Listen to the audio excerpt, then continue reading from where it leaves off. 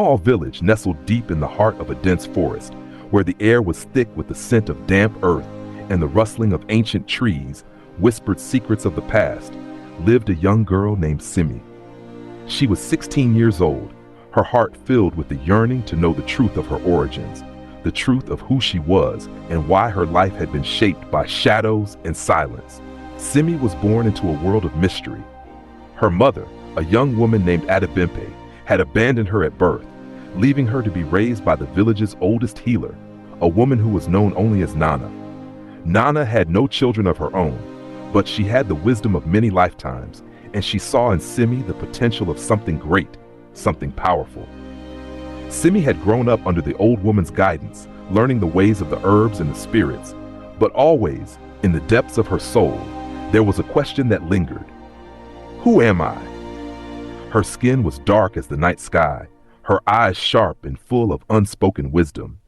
But it was the look in her eyes that caused people to stare, wondering about her heritage, about the past that clung to her like the mist in the morning.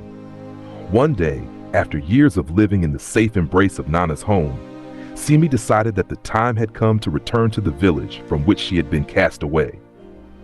She had heard the whispers, the rumors, and she felt the call of the land itself, beckoning her to uncover the secrets of her birth and the identity of the father who had once stood as a protector of the village, a man whose name was spoken only in hushed tones as though it were a curse. The day she left Nana's hut, the old woman placed a trembling hand on Simi's head, her wrinkled fingers brushing through Simi's thick natural hair. "Remember," Nana whispered, "the past does not always want to be remembered. But you, child, you have the power to change it. Go with strength." Simi nodded, her heart heavy with the weight of what lay ahead. As she crossed the threshold of the forest, she felt an unsettling chill in the air, as though the trees themselves were watching her every move. The journey back to the village was long, the path winding through tall grass and thick underbrush, but with each step, Simi could feel the ancient power of the land beneath her feet, calling her forward. When Simi finally arrived at the village, the sun was beginning to dip behind the mountains, casting long shadows over the homes and fields. The villagers saw her from a distance, and whispers spread like wildfire. Some recognized her, but others, those who had long forgotten, looked at her with suspicion.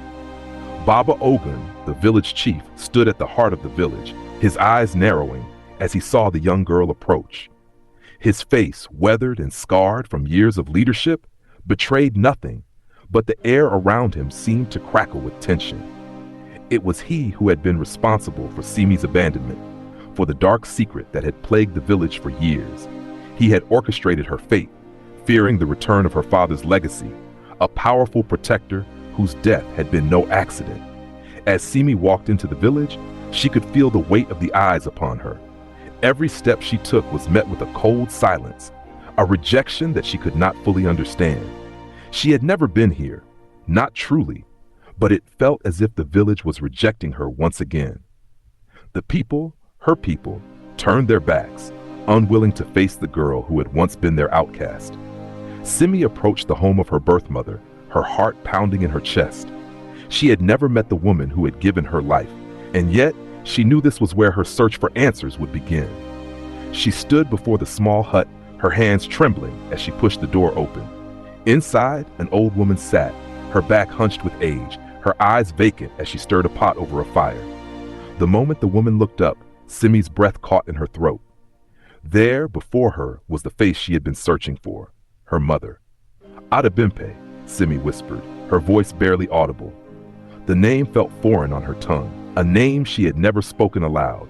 The woman's eyes flickered, recognition flashing across her face before it was quickly masked by a veil of indifference. "Who are you?" she asked, her voice cold and distant. Simi swallowed hard, the sting of rejection cutting through her heart like a blade. "I am your daughter," she said, her voice gaining strength.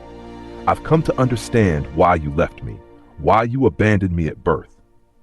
Adebimpe's eyes hardened, and for a moment, Simi could see the flicker of something, regret, pain, guilt, before the walls came crashing down again. "You should have stayed away, child.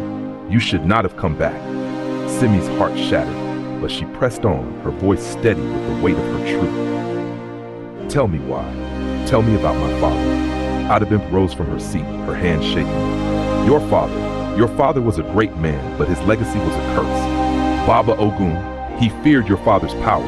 He betrayed him. And because of that, you were left to die. We had no choice. He would have destroyed us all.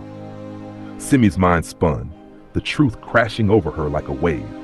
Baba Ogun, the village chief, the man who had raised the village to power and prosperity, had condemned her to an uncertain fate. He had feared her father's power, the strength that ran through Simi's blood, a power that could not be controlled. Baba Ogun's betrayal was deeper than Simi had imagined. The village had been built on lies, on false promises, on fear. And it was Simi's father, her blood, her legacy, that had been the catalyst for everything. Why? Simi's voice trembled with a mix of anger and sorrow. Why didn't you protect me? Why didn't you fight for me? Ada Bimpe lowered her gaze, her tears falling like rain onto the floor. I tried to protect you, but the village had already made its choice.